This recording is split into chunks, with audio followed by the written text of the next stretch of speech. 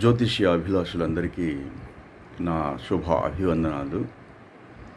ఈ video representation ద్వారా అంటే వీడియోలో కనిపిస్తూ మీకు జ్యోతిష్యం గురించి చెప్పాలి అని ఎందుకు అనుకోవాల్సి వస్తుందంటే, జనరల్గా వీడియో రిప్రజెంటేషన్కి చాలా వాల్యూ ఉంటుంది. అంటే మనం చెప్పాలనుకున్న పాయింట్ని వాళ్ళ మైండ్లో ఎక్కించచ్చు అనమాట. అంతకుముందు చేసిన వీడియోలు జ్యోతిష్యం గురించి నేను చెప్పినవన్నీ కూడా నేను కనిపించకుండా ఆన్లైన్లో చాలా అనలైసిస్ చేశాను. జ్యోతిష్యం అనే ఈ భ్రమలో ఎన్నో వివాహాలు ఆగుతున్నాయి కాబట్టి నా వంతు ప్రయత్నంగా మా శ్రీ బాలా త్రిపుర సుందరి దేవి అమ్మ జ్యోతిష్య ఆలయం తరపున మీకు వాస్తవాలు చెప్పాలి. జ్యోతిష్యం అనేది ఎంత లోతుగా ఉంటుంది, ఆ సబ్జెక్ట్ గురించి ఒక్కొక్క టాపిక్ని మనం చెప్పుకుంటూ వెళ్ళాలి. నిన్న షష్టాష్టకాల గురించి చెప్పాను. అందులో ఏం చెప్పాను? షష్టాష్టకాలు అంటే అమ్మాయి రాశి నుంచి అబ్బాయి రాశికి లెక్కేస్తే 6 అంటే షష్ట, అబ్బాయి రాశి నుంచి అమ్మాయి రాశికి లెక్కేస్తే అష్ట, 8. దాన్ని 6, 8 కాంబినేషన్ అన్నారు. నేనేం చెప్పాను? ఇది ఒక కారణం అయితే ఇది అష్టగుణ కూటమి అంటే 8 కూటాలు చెప్పాను నేను. వర్ణ కూటమి, వశ్య కూటమి, తారా కూటమి, యోని కూటమి, గ్రహ కూటమి అంటే గ్రహమైత్రి, గణ కూటమి, రాశి కూటమి, నాడీ కూటమి. ఈ 8 కూటాలకి కలిసి మొత్తం 36 గుణాలు అంటే పాయింట్లు ఇస్తారు. అందులో ఏదో ఒక కూటమి బాగా లేదు అని ఒక కారణం చెప్పి వివాహం ఆపకూడదు అని నిన్న నేను విపులంగా చెప్పాను. ఇప్పుడు షష్టాష్టకము అనేది రాశి కూటమికి సంబంధించింది. షష్టాష్టకంలో రాశి కూటమి అంటే రాసుల మీద చూస్తారు. నేను చెప్పాను, ఈ 8 కూటములు కూడా రాసుల మీద కానీ నక్షత్రాల మీద కానీ చూస్తారు. నక్షత్రాల మీద ఏ కూటములు చూస్తారు? యోని కూటమి, తారా కూటమి, నాడి కూటమి, గణ కూటమి. ఈ 4 కూడా నక్షత్రాల మీద చూస్తారు. ఏంటేంటి నక్షత్రాల మీద చూస్తారు? తారా కూటమి, యోని కూటమి, గణ కూటమి, నాడీ కూటమి. ఈ 4 కలిసి నక్షత్రాల మీద చూస్తారు. అప్పుడు రాశుల మీద ఏమి చూస్తారు అంటే రాశి కూటమి, వర్ణ కూటమి, వశ్య కూటమి. ఈ 3 రాసుల మీద చూస్తారు. ఇంకా మిగిలింది మనకి ఒక కూటమి.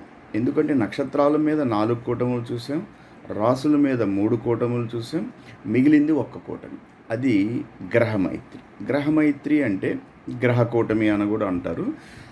గ్రహాల అంటే ఒక రాశి అధిపతులు మిత్రుల శత్రుల, దాన్ని గ్రహమైత్రి. సో గ్రహాల మీద చూసేది ఒక కూటమి.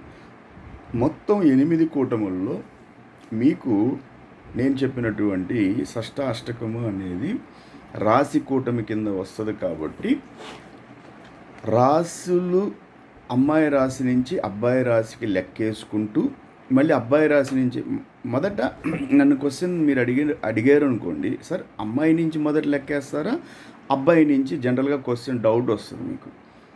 అమ్మాయి నుంచే లెక్కేస్తారు ఫస్ట్.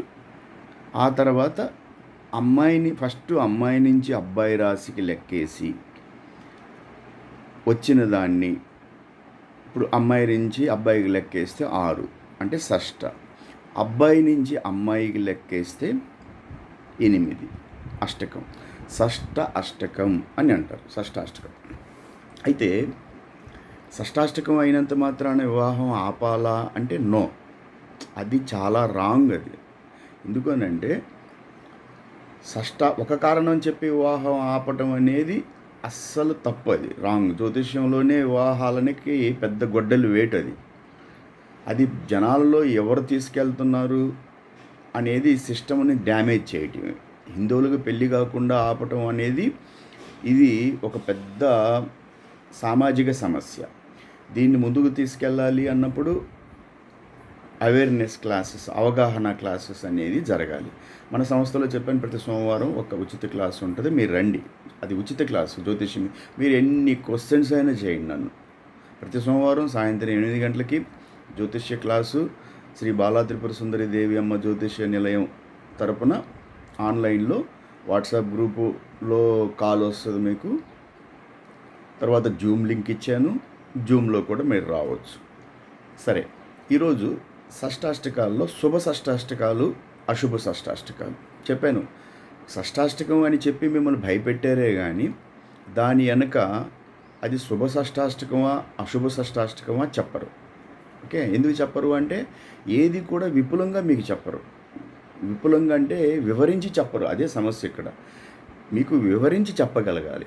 ఇప్పుడు ఒక ఒక ఒక ఒక తల్లిదండ్రులు ఒక జ్యోతిష్కుడి దగ్గరికి వెళ్ళినప్పుడు ఆ చాట్లో వస్తున్న సమస్యల్ని విపులంగా వాళ్ళ తల్లిదండ్రులకి వివరించి చెప్పగలగాలి. అంతేగాని ఒక కారణం చెప్పి వివాహం ఆపటం, ఈ తల్లిదండ్రులకు తెలిస్తే ఎందుకు అడుగుతారు, వాళ్ళని అడుగుతారు కదా. ఈ తల్లిదండ్రులకు తెలిసిందనుకోండి, వాళ్ళు జ్యోతిష్కుడిని అడుగుతారు, స్వామి ఎందుకు ఇలా మీరు ఒక కారణం చెప్పి వివాహం ఆపుతున్నారు అని అడుగుతారు. వీళ్ళకి అసలు తెలియదు. సరే, శుభ షష్టాష్టకాల గురించి మనము తెలుసుకుందాం. శుభ షష్టాష్టకం అంటే ఏమీ లేదు. అమ్మాయి రాశి అధిపతి, అబ్బాయి రాశి అధిపతి మిత్రులు అయితే, మిత్రులైన సములైన శత్రువు కాకుండా ఉండాలి. అది శుభ షష్టాష్టకం. ఉదాహరణకి కొన్ని ఎగ్జాంపుల్స్ చూసుకుందాం. మేష వృశ్చికాలు. ఫస్ట్ మేష వృశ్చికాలు. మేషము అంటే కుజుడి అధిపతి, వృశ్చికానికి కుజుడి అధిపతి. వీళ్ళిద్దరూ కూడా ఒకే గ్రహం కాబట్టి శుభ షష్టాష్టకం. ఎట్లా అవుతుంది? 6-8 కాంబినేషన్కి వస్తుందా చూసుకోవాలి కదా. ఫస్ట్ ఎవరు? ఇప్పుడు మేష వృశ్చికాల్లో అమ్మాయి రాశి వృశ్చికం అనుకోండి. అమ్మాయి రాశి వృశ్చికం, అబ్బాయి రాశి మేష. అప్పుడు అమ్మాయి రాశి వృశ్చికాన్ని నుంచి మేషకి లెక్కేస్తే 6 అవుతుంది. లెక్కేసి చూసుకోండి. వృశ్చికం నుంచి మీకు రాశులు తెలిసి ఉండాలి. వృశ్చికము 1, ధనస్సు 2, మకరము 3, కుంభ 4, 5 మీనం, 6 మేషం. కాబట్టి అమ్మాయి రాశి నుంచి మేషకి లెక్కేస్తే 6 అయింది. ఓకే, మళ్ళీ అబ్బాయి రాశి ఏంటి? మేషం. మేషం నుంచి మళ్ళీ అమ్మాయి రాశి వృశ్చికానికి లెక్కేస్తే 8 అవుద్ది. మేష అబ్బాయి రాశి నుంచి మేషం 1, 2 వృషభము, 3 మిథునము, 4 కర్క, 5 సింహ, 6 కన్య, 7 తుల, 8 వృశ్చికం. కాబట్టి ఈ కుజరాశులు 2 కూడా, కుజగ్రహ రాశులైనటువంటి 2 కూడా శుభ షష్టాష్టకాల కిందకి వస్తాయి. అది కూడా అమ్మాయి రాశి వృశ్చికం అయి ఉండాలి. మీరు అమ్మాయి రాశి మేషం అయిందనుకోండి, అమ్మాయి రాశి నుంచి మేషం నుంచి వృశ్చికం లెక్కేస్తే 8 అవుద్ది. అప్పుడు మళ్ళీ అమ్మాయి రాశి మేషం నుంచి వృశ్చికానికి లెక్కేస్తే 8. అబ్బాయి రాశి వృశ్చికం నుంచి అమ్మాయికి లెక్కేస్తే 6. అప్పుడు అది అష్టషష్టకం. షష్టాష్టకం కాదు, అది 8, 6 కాంబినేషన్. అంటే 6, 8కి రివర్స్. 6, 8కి రివర్స్ మంచిది. అది జ్యోతిష్యంలో ఏం చెప్తారు అంటే 6, 8, 9, 5, 2, 12 కాంబినేషన్లు వద్దు అన్నారు. కానీ వివాహాలు ఆపుకోకూడదు ఒక కారణం చేత. వీటికి రివర్సు 6, 8కి రివర్సు 8, 6, 9, 5కి రివర్సు 5, 9, 2, 12కి రివర్సు 12, 2 మంచివి అంటారు జ్యోతిష్యంలో. ఒకవేళ మీకు 6, 8 కాంబినేషను, నవపంచకం 9, 5, 2, 12 కాంబినేషన్ వద్దు అని ఒకవేళ జ్యోతిష్యంలో జరిగింది అంటే దాన్ని బట్టి వివాహం ఆగదు.